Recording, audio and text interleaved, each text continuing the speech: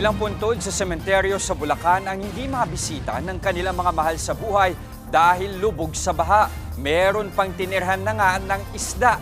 Narito ang report ni Mondi Lopez.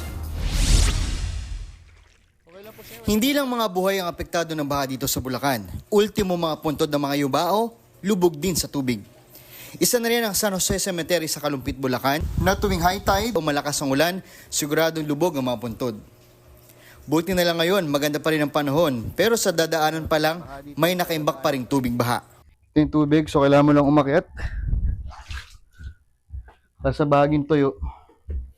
Pero lahat ano na talaga. Pati yung mga taga-madumi, masukal. Sa gitna ng sementeryo, nakasalubong ko si Kuya Ramil. Walang bota, pero todo lusong makadalaw lang sa lola ng kanyang asawa. Bakit po kahit sa kabila na may baha po, patuloy niyo po dinadalaw po? Ganun po talaga Bahal niyo po sa buhay talaga Talaga taon-taon lang po yan nangyayari. Ano po masasabi niyo na ganito po sitwasyon natin na kahit pati po yung mga patay, binabaha, di ba, dito sa Bulacan? Talagang ganun. Nadali tayo ng corruption. Mas malala pang sitwasyon sa sementeryo ng Barangay Mayto.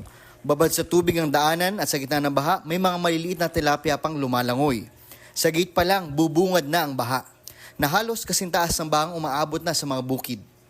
Masukal, madamo at halos wala nang dumadalaw. Halos ilang buwan na rin po yung naranasan po namin dito, mga kapatid. Kung dito po, lubog po dito sa ating Mayto Public Cemetery, saan nyo na po ngayon sila nililibing po, yung mga kapatid natin na taga Mayto? Dito po sa Pandukot, at mayroon din po tayo sa Zion po, yung mga ilang kapatid natin na hindi na po dito naglilibing ng kapatid natin na mayapa na. Malungkot isipin na ang mga puntod nananatiling nakalubog at ang solusyon parang multo rin. Matagal nang ipinangako pero hanggang ngayon hindi pa rin nagpaparamdam. Nagbabalita mula sa Frontline, Mondi Lopez, News 5. Mga kapatid, Jess De Los Santos po ang inyong kasangga sa paghahatid ng balita para sa may alam at may pakialam.